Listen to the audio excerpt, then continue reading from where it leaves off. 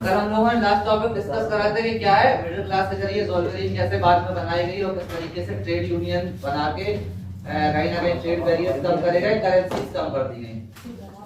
Topic है a new conservatism after 15। भाई 1804 से लेके 1815 तक चला नेपोलियन का रूल। 1815 में कंजर्वेटिज्म क्या था कि कंजर्वेटिव जो लोग होते थे, जो राजा के रूल को पसंद करते थे, यानी मोनार्की के रूल को जो लोग पसंद करते थे, उनके द्वारा नेपोलियन को हटाया गया तो कंजर्वेटिज्म आया। तो ये किस तरीके से आया कंजर्वेटिज्म 1815 में देखते हैं। Napoleon rules from 1799 to 1815। 1815 तक नेपोलियन का रूल चला, 1799 से लेके। In 1815 there was a war between Napoleon and 4 countries. एक वॉर होता है जिसके बीच में, नेपोलियन के बीच में और 4 कंट्रीज के बीच में। कौन कौन सी? ब्रिटेन, रशिया, ऑस्ट्रिया और Prussia. The fight is also called the Battle of Waterloo, यानी कि ये जो वॉर हुआ था इसको बोला जाता है क्या? Battle of Waterloo. Napoleon was defeated by the conservatives, Britain, Prussia, Austria, Russia. यानी नेपोलियन को क्या है, वॉर ऑफ वाटरलू में इन 4 कंट्रीज के द्वारा हरा दिया जाता है। They didn't want any change in the society. जो कंजर्वेटिव थे वो समाज के अंदर कोई भी बदलाव नहीं चाहते थे कि क्या सोसाइटी में कोई भी चेंजमेंट नहीं होना चाहिए, जैसा पहले चलता था वैसे ही चलता रहे। They promotes monarchy as they want to bring back monarchy. वो क्या है, मोनार्की यानी राजशाही तंत्र को प्रमोट करते थे क्योंकि वो चाहते थे कि मोनार्की सिस्टम वापस आ जाए। They bring conservatism and undo the Napoleon changes. मतलब क्या है, वो उन्होंने जैसे नेपोलियन को हराया तो नेपोलियन के द्वारा जितने भी चेंजमेंट करे गए थे वो उन्होंने सारे हटा दिए और क्या लेके आए, कंजर्वेटिज्म, या फिर कहने के लिए मोनार्की सिस्टम को वापस ले गया है। All the changes in Europe were removed and restored monarchy system. पूरे यूरोप में जो भी नेपोलियन ने बदलाव करे थे जिन एरियाज के ऊपर, वो हटा दिए गए और मोनार्की सिस्टम को वापस से लाया गया। चर्चेस पावर वाज रिस्टोर्ड, वही क्लरिकल प्रिविलेज वाला वो फिर से पूरा वापस हो गया।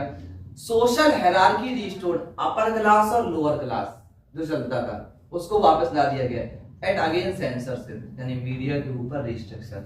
ये हुआ कंजर्वेटिव्स के द्वारा। नेपोलियन थे तभी तो सेंसरशिप। हाँ, लेकिन इन्होंने अपने हिसाब से लगा दिया, अभी राजा के हिसाब से, तब डिक्टेटर यानी कि किसके, नेपोलियन के हिसाब से।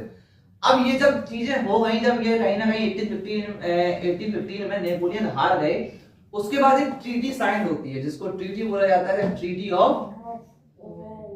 ऑफ वेना, जो क्या है ब्रिटेन, रशिया, ऑस्ट्रिया और प्रूशिया के बीच में साइन हुई थी। इसको होस्ट किया था ड्यूक मार्टिनिक ने इनको होस्ट किया था 1815 में। अब ट्रीटी ऑफ वेना, ये क्वेश्चन है जो ये आ चुका बोर्ड में, तो इसके भैया चेंजमेंट कौन कौन से हुए, यानी ट्रीटी ऑफ वेना के अंदर चेंजमेंट कौन कौन से हुए थे देखते हैं। सबसे पहला, the bourbon dynasty was restored in France. 1815 में। हाँ, 1815 में बर्बन डायनेस्टी वाज रिस्टोर्ड, वही राजा रानी रूल पूरा सब वही फिर से वापस आ गया, राजशाही तंत्र वापस किया था फिर दोबारा। हाँ, वही आ गया। 16 में तो बर्बन डायनेस्टी है। हाँ, तो बर्बन डायनेस्टी वो सब वापस, राजशाही तंत्र वापस आ गया। At boundaries of France, the state was set up to prevent expansion of France. मतलब कि क्या है, बाउंड्रीज ऑफ फ्रांस, फ्रांस की बाउंड्रीज पे स्टेट सेटअप कर दिए गए, नए एरिया सेटअप कर दिए गए ताकि ना बाहर का कोई अंदर कब्जा कर सके, ना फ्रांस का एक्सपेंशन हो। ठीक। Prussia was given important new territory on western border. France के वेस्टर्न बॉर्डर पे प्रूशिया को इंपॉर्टेंट टेरिटरीज दे दी गई, बोले इन एरियाज पे आपका कब्जा, आपसे ये एरिया आपके अंडर। रशिया वॉट पोलैंड, जो पोलैंड था वो उसको दे दिया गया रशिया को। Confederation of 39 states which had been set up by Napoleon was left untouched, यानी कि और जो मेन एरियाज थे उसके अलावा और 39 स्टेट्स थे जहां नेपोलियन ने कब्जा किया था, उन स्टेट्स के अंदर कोई चेंजमेंट नहीं करा गया। जैसा नेपोलियन का रूल चल रहा था उन्होंने कहा जैसा हमने चेंजमेंट करा वही चलने दो, बाकी लेकिन सब जगह से नेपोलियन का चेंज हटा दिया। तो ये वो सारे चेंजेस थे जो क्या है 1815 में जब ट्रीटी ऑफ वेना साइन हुई, उसके बाद क्या हुआ, ये चेंजमेंट आए। अब अगला है, after the treaty monarchy was completely restored in whole Europe. पूरे यूरोप में क्या आ चुका था, राजशाही तंत्र यानी मोनार्की सिस्टम वापस हो चुका था। And conservatives got all the power. अब पावर किसके हाथ में आ गई थी, कंजर्वेटिव्स के हाथ में, यानी पुराना राजशाही तंत्र, राजा रानी रूल फिर से वापस आ गया।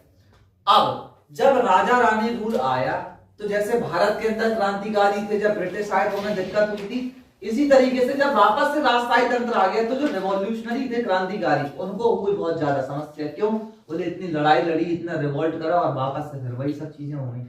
तो क्या हुआ, अगले टॉपिक है द रिवॉल्यूशनरीज के क्रांतिकारियों ने, देखो क्या क्या हुआ।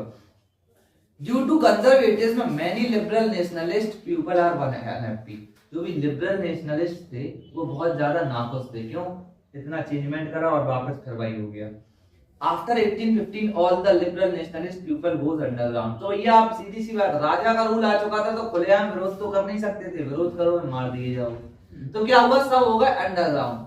अब उन्होंने कहा खुलेआम तो कुछ कर नहीं सकते, तो उन्होंने क्या किया, power was now in the hand of conservatives and the liberals are not able to do anything openly, so they started making secret groups silently।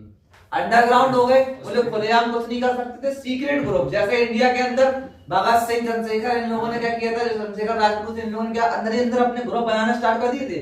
शहीद भगत सिंह ने क्या किया था, अपना ग्रुप बनाना अंदर ही अंदर। चंद्रशेखर जी ने क्या किया था, पूरा अंदर ही अंदर ग्रुप बनाने, अलग अलग सोसाइटीज बनाना स्टार्ट किया। यही यहाँ पे हुआ। फ्रांस के अंदर जो भी रिवॉल्यूशनरीज थे वो अंडरग्राउंड हो गए, बोले ओपनली कुछ नहीं कर सकते। और अंडरग्राउंड होके इन लोगों ने क्या किया, अब सीक्रेट सोसाइटी बनाना स्टार्ट कर दी। बोले जब समय आएगा तब इनके खिलाफ रिवोल्ट करेंगे। Liberalist oppose monarchy and autocratic rule because they want complete freedom. जो लिबरलिस्ट थे वो कंप्लीट फ्रीडम यानी पूर्णतः आजादी चाहते थे, इसलिए वो अपोज करते थे किसका, मोनार्की सिस्टम का। और ऑटोक्रेटिक रूल मतलब पावर एंड सिंगल है, सीधी सी बात, एक आदमी के हाथ में पावर नहीं रहनी चाहिए। तो इन लोगों ने सीक्रेट सोसाइटी बनाना स्टार्ट करी। अब कुछ ऐसे रिवॉल्यूशनरीज हैं जिनके बारे में पढ़ना है, उसी में से एक नाम है गुसिप्पी मजीनी का। नाम थोड़ा सा 9th में भी था, ठीक। गुसिप्पी मजीनी ये कौन थे भैया, ही वाज बोर्न इन ग्योनिया इन 1807, यानी जगह है 1807 में इनका ग्योना नामक जगह पे इनका जन्म हुआ। रिवॉल्यूशनरी ऑफ इटली, इटली के हैं, ठीक, इटली के रिवॉल्यूशनरी हैं। क्या चाहते थे, he was member of secret society of Carbonari. एक कार्बोनरी नाम की सोसाइटी थी, सीक्रेट सोसाइटी, उसके मेंबर थे। और इसके अलावा इन्होंने 2 सीक्रेट सोसाइटी खुद भी फाउंड करी थी। पहली थी यंग इटली एंड मार्सिलीज और दूसरी थी यंग यूरोप एंड बर्न, जो इन्होंने बनाई थी 2 सीक्रेट सोसाइटीज। इटली के रिवॉल्यूशनरी थे, तो ये क्या चाहते थे, इटली कैसा बन जाए, नेशन स्टेट। यहाँ पे जानी जहाँ पे क्या हो, same culture, same tradition, same language के लोग एक साथ रहते हैं। ये था गुसिप्पी मजीनी का क्या focus. Due to him more secret society start forming and that lead to revolution. इनकी वजह से और सारी सीक्रेट सोसाइटी फॉर्म होना स्टार्ट हो चुकी थी और कहीं ना कहीं रिवॉल्यूशन भी हुई। अब एक ऐसा टाइम पीरियड आता है फ्रांस के अंदर जिस टाइम पीरियड के बीच में सबसे ज्यादा रिवॉल्यूशन, सबसे ज्यादा क्रांति है, सबसे ज्यादा करने के लिए रिवॉल्ट हुए। और उसी टाइम पीरियड को कहा जाता है द एज ऑफ रिवॉल्यूशन, ठीक, between 1830 to 1848। Most of the revolution in Europe takes place in Europe during 1830 to 1848। 1848 में क्या हुआ, 1830 से 1848 के बीच में सबसे ज्यादा रिवॉल्यूशन हुए और इसी वजह से इस टाइम पीरियड को कहा जाता है the age of revolution. Done. There are 2 main revolution that take place during this period। 2 main revolution थे, पहला था जुलाई रिवॉल्यूशन और दूसरा था क्या, ग्रीक रिवॉल्यूशन। 2 मेन रिवॉल्यूशन हुए, पहला जुलाई और दूसरा ग्रीक। अब हम सबसे पहले पढ़ेंगे कि जुलाई रिवॉल्यूशन जो था वो कहां पर हुआ। तो जुलाई रिवॉल्यूशन हुआ था, पहला हुआ था फ्रांस में और दूसरा था बेल्जियम के अंदर। तो देखो जुलाई रिवॉल्यूशन में ये कहां पे हुआ, पहला देखते हैं फ्रांस के अंदर। The bourbon king removed after the vena Congress. Vena Congress के बाद जो पुराना सिस्टम था वो तो हटा दिया गया था और 1815 बाय लिबरल रिवॉल्यूशनरीज के द्वारा। जो पहले राजा था वो तो हटा दिया गया था ना, अब नया हेड चुना गया था। मतलब एस्टैब्लिश्ड कॉन्स्टिट्यूशनल मोनार्की, उन्होंने चुनी थी कॉन्स्टिट्यूशनल मोनार्की। अब एक चीज याद करो, 9th क्लास की, कॉन्स्टिट्यूशनल मोनार्की का हेड किसको बनाया गया था, Louis Philippe, cousin of Louis 16, ठीक। 9th में ये चीज डिस्कस करी थी हम लोगों ने। Louis Philippe was became the head of constitutional monarch, यानी संवैधानिक राजशाही के राजा का रूल तो है लेकिन संविधान के हिसाब से चलेगा। तो ये सब क्या हुआ, फ्रांस के अंदर चेंजमेंट हुआ। दूसरा है जुलाई रिवॉल्यूशन इन बेल्जियम, ये लिबरल्स का हो गया, ठीक, कंजर्वेटिव्स वाला। अब देखते हैं बेल्जियम में क्या हुआ। Belgium is a part of United Kingdom of Netherland. Belgium United Kingdom of Netherland का पार्ट था। बेल्जियम के लोग चाहते थे फ्रीडम, आजादी के, हम भैया आजाद हो जाए। उन लोगों ने क्या किया, रिवॉल्यूशन स्टार्ट करा और फाइनली क्या हुआ, बेल्जियम को आजादी मिल गई किससे, यूनाइटेड किंगडम ऑफ नीदरलैंड से। ये था जुलाई रिवॉल्यूशन, जुलाई में जो भी। अब थे ग्रीक रिवॉल्यूशन, दूसरा revolution. Greek was the part of Ottoman Empire. Ottoman Empire का पार्ट था 15वीं शताब्दी से। और ग्रीक डिमांड कर रहा था फ्रीडम के लिए कि क्या है, जैसे अदर कंट्रीज आजाद होती जा रही थी, ग्रीक भी डिमांड कर रहा था कि हमें भी आजाद हो जाना है। They also want to separate nation state, उनको क्या चाहिए था, वो सेटअप करना चाहते थे सेपरेट नेशन स्टेट, जहां सेम कल्चर सेम ट्रेडिशन के लोग एक साथ आराम से रहें। In 1821 Greek started struggle for independence, 1821 में ग्रीक स्टार्ट करता है स्ट्रगल के लिए इंडिपेंडेंस के लिए स्ट्रगल स्टार्ट करता है Greek. Then Greek need support as they are not too strong, Greek क्या था, मजबूत नहीं था, मतलब वहां के लोग इतने ज्यादा पावरफुल नहीं, तो ये क्या करते हैं, वेस्ट यूरोपियन कंट्रीज से हेल्प मांगते हैं और आर्टिस्ट पोएट क्या करते हैं, इनकी बहुत ज्यादा मदद करते हैं राष्ट्रवाद यानी नेशनलिज्म की फीलिंग को लोगों के बीच में फैलाने में, अपनी पोएट्रीज के थ्रू और पेंटिंग्स के थ्रू।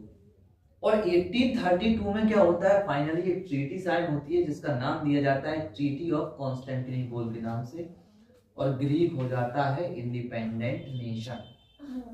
ठीक, ग्रीक हो जाता है क्या, इंडिपेंडेंट। तो ये था मेन आपका द एज ऑफ रिवॉल्यूशन।